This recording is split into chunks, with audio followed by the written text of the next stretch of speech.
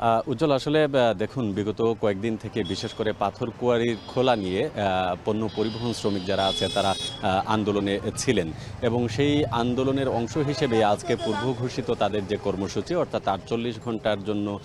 সকল ধরনের পণ্য পরিবহন ধর্মঘট তারা ডেকেছেন এবং এটি আজকে সকাল থেকে শুরু হয়েছে। যেহেতু শুক্রবার এমনিতেই আসলে পরিবহন শ্রমিকরা তেমন একটি বাহিরে না থাকলেও শনিবার থেকে কার্যক্রম তারা চালান, সেই ক্ষেত্রে আজকে শনিবার সকাল ৬টা থেকেই সকল ধরনের পণ্য তারা আনা নেয়া বন্ধ রেখেছেন। সিলেট জেলা ট্রাক সমিতির সভাপতি যিনি আছেন দিলু মিয়া, তিনি যেটি বলেছেন যে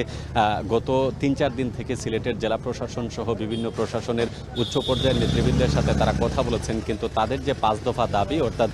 পাথর কুয়ারি খুলে দেয়া এবং সেই সাথে ক্রাশার মেশিনের বিরুদ্ধে যে অভিযান সেটি বন্ধ করা সহ ট্রাক পরিবহন শ্রমিক যারা আছে তাদেরকে নানান ধরনের হয়রানি করা প্রশাসনের পক্ষ থেকে, এইসব বন্ধের দাবিতে তারা দীর্ঘদিন থেকে আন্দোলন করে যাচ্ছেন এবং তারা আজকে ৪৮ ঘন্টার যে আলটিমেটাম সেই আলটিমেটাম দিয়ে তারা আন্দোলন শুরু করেছেন।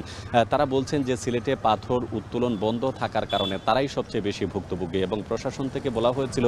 যে তাদের ম্যানুয়াল পদ্ধতিতে অর্থাৎ কোনো ধরনের ড্রেজার মেশিন বা বোমা মেশিন ব্যবহার না করে পাথর উত্তোলন এর অনুমতি দেয়া। সেই ক্ষেত্রে যেহেতু পরিবেশ মন্ত্রণালয় থেকে তাদেরকে নিষেধ করা হয়েছে, এই মুহূর্তে তারা পুরোপুরি বেকার হয়ে পড়েছেন। আর আরেকটি বিষয় যেটি আপনি বলেছেন যে পণ্য পরিবহনে যেহেতু মানে সিলেটে যে সকল নিত্য প্রয়োজনীয় দ্রব্য আছে সেগুলো আনা নেয়া করে সব ট্রাকের মাধ্যমে, সুতরাং আজকে যদি বন্ধ হয়ে যায় এর প্রভাবটা আসলে ধীরে ধীরে প্রকট হবে এবং শ্রমিক নেতারা বলছেন যতক্ষণ পর্যন্ত প্রশাসনের সাথে তাদের সমাধান না হয় সেই পর্যন্ত তাদের যে কর্মসূচি ৪৮ ঘন্টা সেই ৪৮ ঘন্টার অবরোধ তারা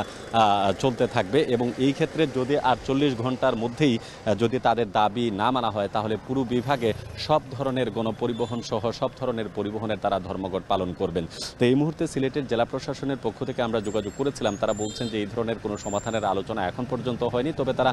বিষয়টি দেখছেন এবং সমাধানের যে চেষ্টা সেটি হয়তোবা পরবর্তীতে করবেন। তো এই হচ্ছে সিলেটের ট্রাক পরিবহন শ্রমিকদের যে আন্দোলন তার সর্বশেষ তথ্য। উজ্জ্বল।